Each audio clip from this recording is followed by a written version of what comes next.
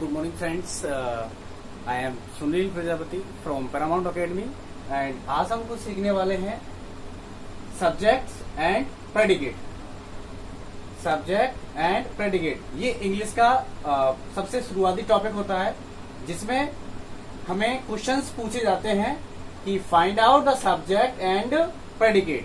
तो चलते हैं जानते हैं कि हम सब्जेक्ट और प्रेडिकेट क्या होता है। चलिए देखते हैं।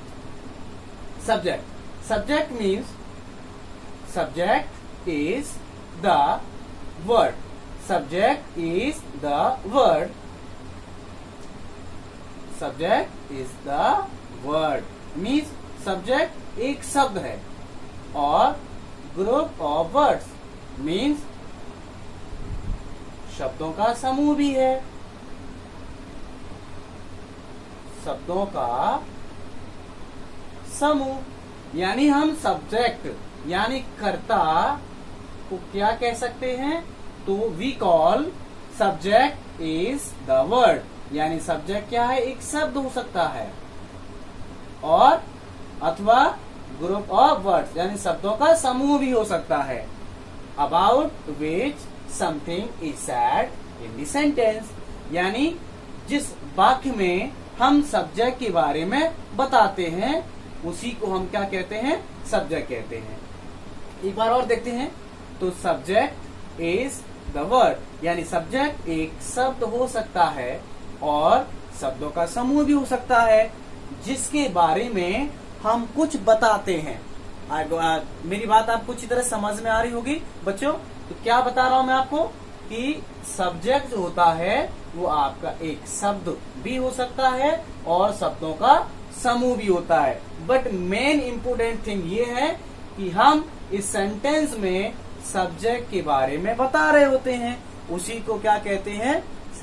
सब्जेक्ट कहते हैं। चलिए जैसे मैं एक एग्जांपल लिखता हूं, यहां मैंने ब्रैकेट छोड़ा हुआ है लिखने के लिए। जैसे लता डांसेस वेल। लता डांसेस वेल। चलिए तो देखते हैं बच्चों हम इसमें क्या बता रहे हैं। तो ये सेंटेंस जो है वो लता के बारे में बता रहा है कि लता जो है बहुत अच्छा नाचती है। लता जो है क्या करती है बच्चों?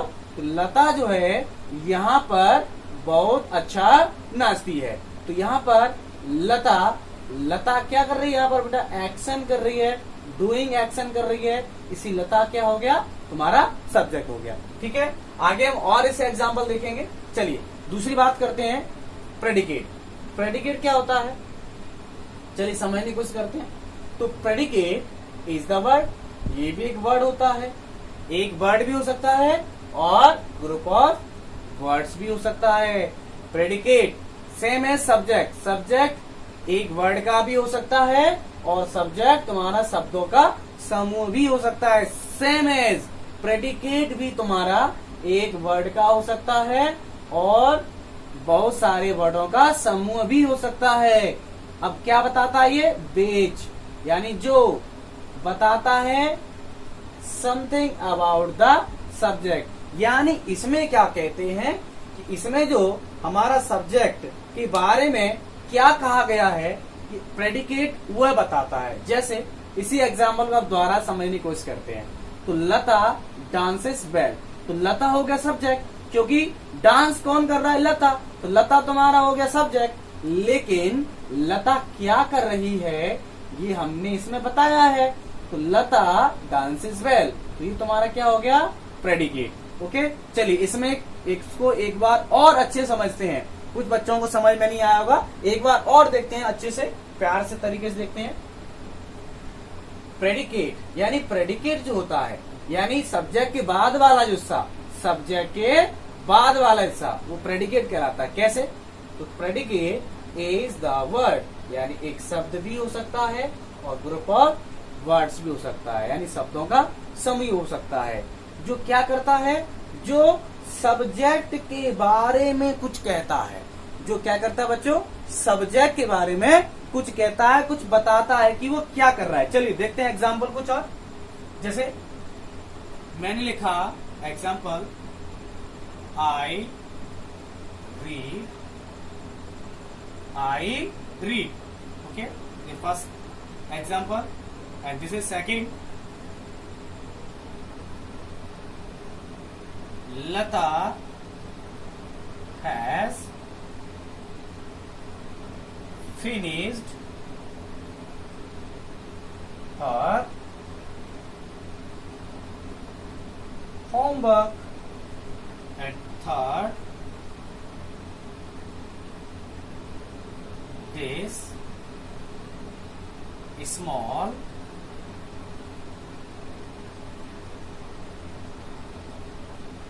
beautiful and intelligent girl dances.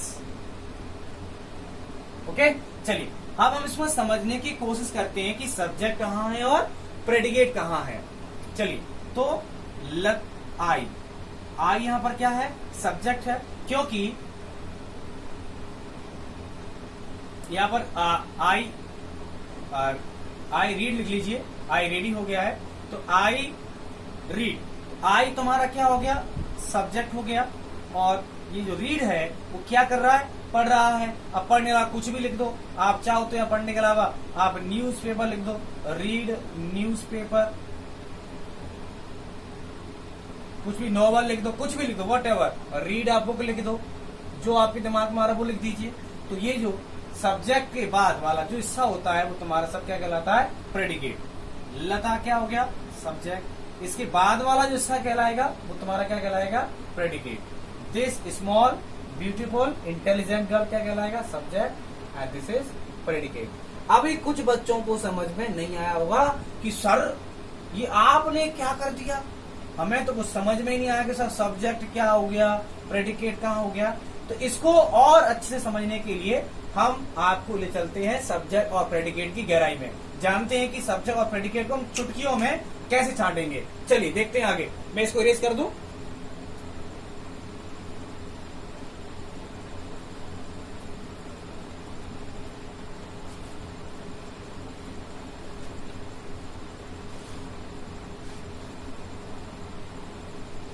चलिए, तो सबसे पहले हम सब्जेक्ट के बारे में जानते हैं कि सब्जेक्ट हम कैसे फाइंड आउट कर सकते हैं। चलिए, तो सब्जेक्ट तुम्हारा नाउन हो सकता है, सब्जेक्ट तुम्हारा प्रोनाउन हो सकता है, सब्जेक्ट तुम्हारा एडजेक्टिव भी हो सकता है। देखिए, मेरे यहाँ आपको क्लास बिल्कुल हट के मिलेगा। चैनल को सब्सक्राइब करना ना भूलें। अगर आप और अच्छा सा वीडियो बनाना चाहते हो तो चैनल को सब्सक्राइब करें, बेल आइकन दबाएं और कमेंट करना ना भूलें। चलिए, तो सब्जेक्ट नाउन हो सकता है, सब्जेक्ट तुम्हारा प्रोनाउन हो सकता है, सब्जेक्ट तुम्हारा एडजेक्टिव हो सकता है। नाउन में क्या क्या आता है? तो नाउन में क्या आएगा बेटा? Name of person, name of person हो सकता है, जैसे Ram, Mohan, Lata, boy, teacher,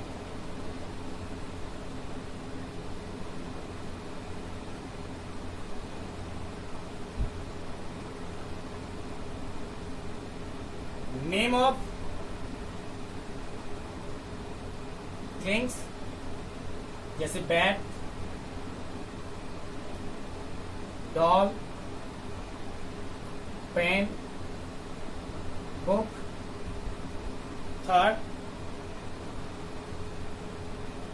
name of places भी हो सकता है सब्जेक्ट, जैसे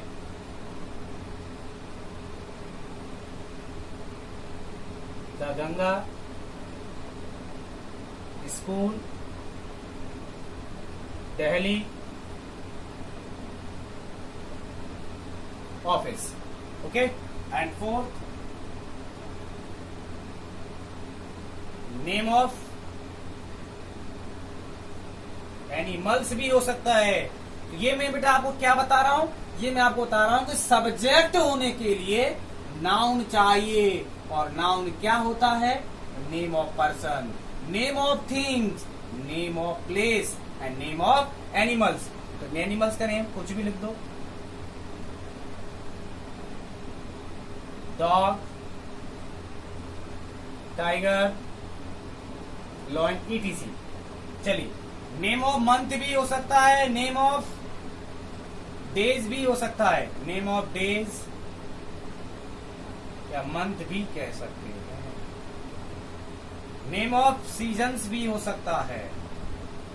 ओके, तो ये तुम्हारा सब्जेक्ट हो सकता है। प्रोनाउन के बारे में आप जानते ही हो, इसको इरेज कर दो अगर लिख लिया हो तो एक बार और समझते हैं कि सब्जेक्ट होने के लिए नाउन चाहिए, और नाउन क्या हो सकता है, name of person, Ram, Mohan, Lata, boy, teacher. Okay, name of things में क्या हो सकता है, तो बैट, डॉल, बुक, पेन, कुछ भी, ईटीसी। आप जो चाहो वो लिख सकते हो नेम ऑफ थिंग्स में।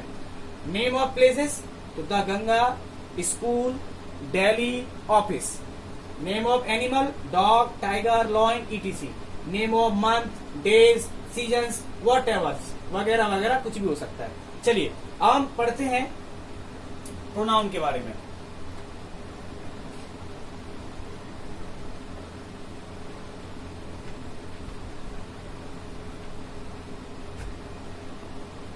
Pronoun,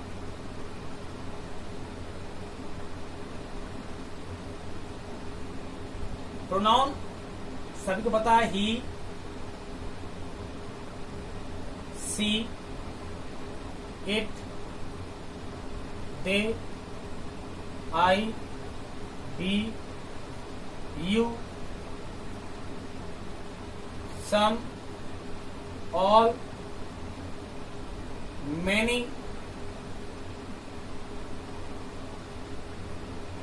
few, a few,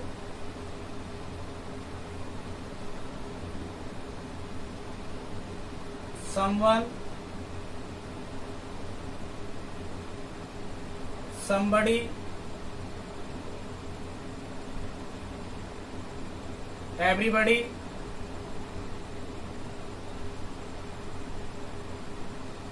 everything,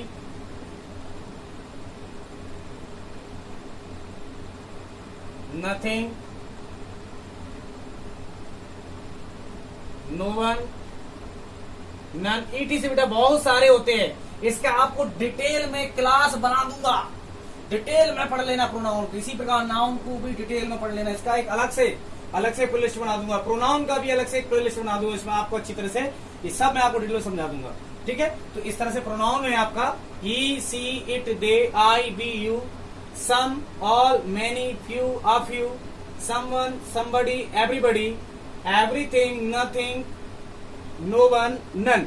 इस तरह से हमारे कई सारे प्रोनाउन होते हैं जो हमारे सब्जेक्ट बन सकते हैं। इसी प्रकार एडजेक्टिव्स को भी थोड़ा देख लें कि सर एडजेक्टिव को सब्जेक्ट कैसे बना सकते हैं।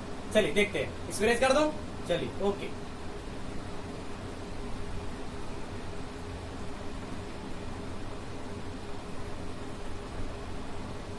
देखते हैं एडजेक्टिव क्या है। तो एडजेक्टिव क्या होता है बेटा, कि एडजेक्टिव का बहुत बड़ा रोल होता है। एडजेक्टिव से सारी कहानी चलती है। नाउन, प्रोनाउन, ये इन दोनों को क्या करता है, मॉडिफाई कराता है, क्वालिफाई कराता है, या ये एडजेक्टिव वह मसाला है जो हम किसी चीज में ऐड करते हैं। यानी क्या करता है, ये ऐड समथिंग